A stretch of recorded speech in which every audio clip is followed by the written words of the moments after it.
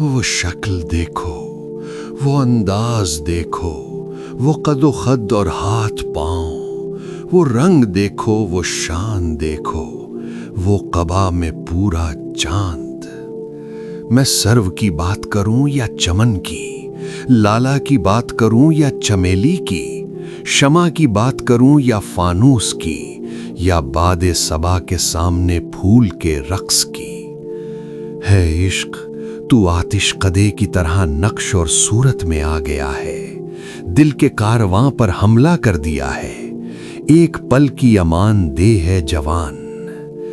میں آگ اور سوز میں اپنی رات سے دن تک گزارتا ہوں، ہے میرے خوش نصیب فاتح اس شمس الضحیٰ کے چہرے کی وجہ سے۔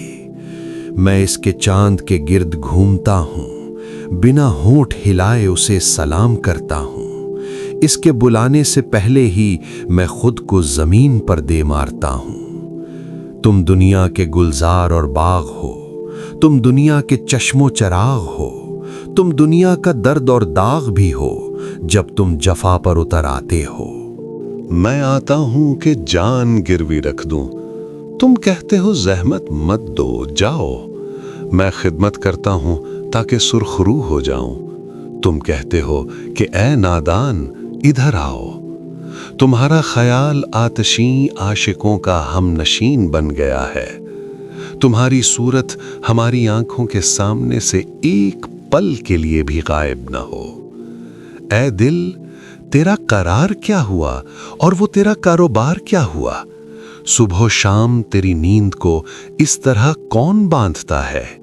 دل نے کہا اس کے چہرے کا حسن اور وہ اس کی جادوئی آنکھیں، وہ اس کی زلفوں کے سنبل اور وہ شیریں باتیں کرنے والے ہونٹ۔